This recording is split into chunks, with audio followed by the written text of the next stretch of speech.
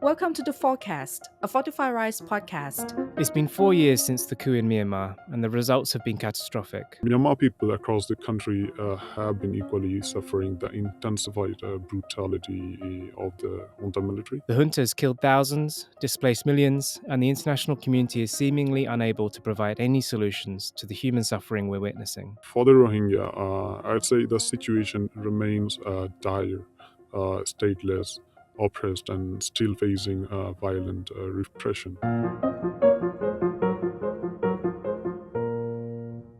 Welcome to the Forecast. I'm Patrick Phongsathorn, Senior Advocacy Specialist at Fortify Rights. It's been 4 years since the coup in Myanmar, and the results have been catastrophic. The junta has killed thousands, displaced millions, and the international community is seemingly unable to provide any solutions to the human suffering we're witnessing. Nowhere is this more so the case than in Rakhine State, where an ongoing campaign of genocide against the Rohingya is combining with an armed conflict with disastrous effects on civilians. Joining me today is Ejaz Khant, Myanmar Human Rights Associate at Fortify Rights, who has been documenting human rights violations happening in Rakhine State. Ejaz, what changes have you seen in the situation in Rakhine State since the coup? Well, I would say the Rohingya situation remains the same. The Rohingya people have faced years of brutal repression under the Myanmar's former democratic government, which was led by Aung San Suu Kyi, and that was years before the coup in 2021. The junta's oppressive policies and also the practice of discrimination against Rohingya remains similar even after the coup. In fact, the junta created this bitter communal tensions between the Rohingya and Rakhine ethnics by forcefully conscripting Rohingya and made them fight against the Arakan army, which is an ethnic resistance armed group. This reflects the junta administration's intention and disregards of the international law and also the International Court of Justice provisional measures to protect the Rohingya people. Could you share with our listeners the most recent updates from Rakhine State? So I've been keeping up with all the developments in Rakhine State recently. I would say all communities in Rakhine State are passing through a testing period now. Currently, the Arakan Army and ethnic Rakhine Resistance Group controls 14 out of the 17 townships in Rakhine State. That is including those with large Rohingya populations like Butidong and Mondo. As the Arakan army has fought against the junta, they have managed to take control of more than 90% of the Rakhine state. But this war has come at a devastating cost. According to UN figures, more than 500,000 have been displaced, that including over 200,000 Rohingya. Rohingya are an ethnic minority who were already subjected to genocide by the military in 2017. For those who haven't been displaced, they have also suffered. Many have lost their business, relatives, or simply unable to resume a normal life. In the 14 townships that are controlled by the Arakan army, I say all the previous public administration systems have collapsed, and to build and replace those with new ones, the ULA, the United Leagues of Arakan, which is the political wing of the Arakan army, the resources are insufficient and limited.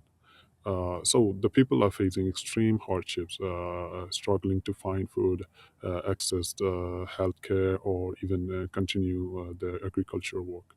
So it's clear that the Rohingya community in Rakhine are now facing human rights violations from both the Myanmar military junta and the Arakan army. You've been documenting these violations. Can you share more about them with us? Yes, I'd say the AA has been implicated in serious human rights violations, particularly in Rohingya majority areas. So we, as Fortify Rights, has also documented incidents like the burning of Rohingya homes in Butidong, which was in May 2024, and also the mass killing of Rohingya, which happened near the North River in Mondo, that was in August 2024. So till today, these violations haven't been investigated by the AA.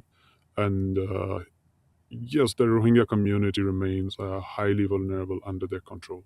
Have there been any discussions between the AA and the junta about the ongoing conflict in Rakhine State? So, despite the AA's statement in late 2024, which expressed a willingness to engage in political dialogue to resolve things politically, but the Myanmar military junta responded by increased airstrikes on civilian areas.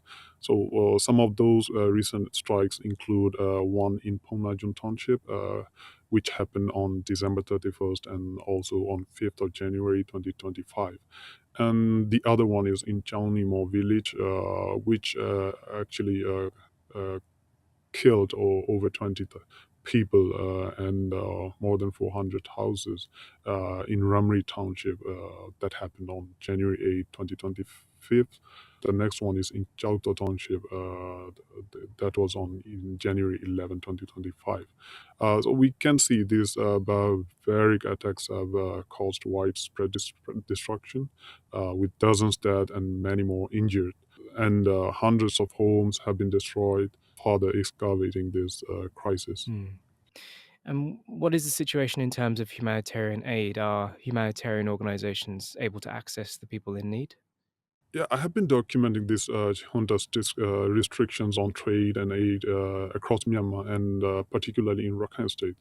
So I found the blockade on humanitarian aid by the junta has made it increasingly really difficult for aid organizations to operate in Rakhine. I can say that the region is on the brink of a humanitarian disaster if the restrictions continues to be there. And I also documented cases of deaths due to the lack of medicine and healthcare in the Rohingya internment camps in Rakhine State. I did that just in recent months.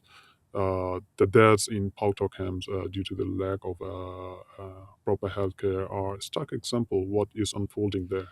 And what recommendations would you make to address this situation? I believe both the junta and ethnic armed groups like the Arkan Army must be held accountable for their human rights abuses and violations. And also, on the other side, the National United Government, NUG, has a responsibility in this case to ensure these violations are investigated and those perpetrators are brought to justice. Um, in November 2024, I also published an op-ed urging the Arkan Army to address its past and present abuses against the Rohingya and for them to take concrete steps to restore their rights. Some of the recommendations I included, for example, the first one recognizing the Rohingya as indigenous native citizens of Rakhine, and second one appointing a Rohingya advisor to ensure representation in the AA governance. And the third one, ending the mass internment of over 100,000 Rohingya and granting them full freedom of movement and also the access to humanitarian aid. The last one is investigating human rights violations by its forces and punish those responsible in those violations. So I believe these measures would be vital for rebuilding trust and stability in the region, and also to promoting a more inclusive future. So, following the coup and the violence that has affected all communities in Myanmar, I think we can see that the people of Myanmar now understand how a genocide could have unfolded against the Rohingya community. Ejaz, what's the forecast for the fourth year of the coup? What does it mean for the Rohingya people in Rakhine State and for all people in Myanmar?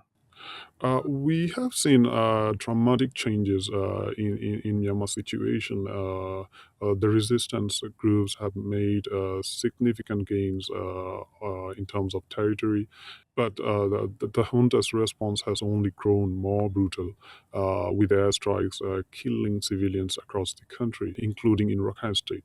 Myanmar people across the country have been equally suffering the intensified brutality of the junta military. And for the Rohingya, I'd say the situation remains dire, stateless, oppressed and still facing violent repression.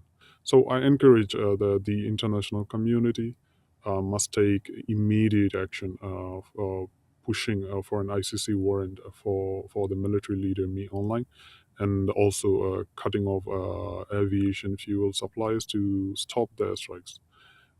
There's a real need for urgent intervention to protect civilians, hold the junta accountable, and to restore the rights of all communities, and especially for the Rohingya.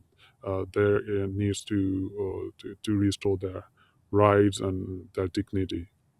So in this case, the ICC member states can start it by referring the situation in Myanmar to the ICC prosecutor under Article 14 of the Rome Statute. Thank you, Ejaz, for joining us today. We are recording this episode from The Fort, a space for changemakers to build community in Southeast Asia, located in the heart of Bangkok, Thailand. Thank you so much for tuning in. This has been The Forecast. See you next time.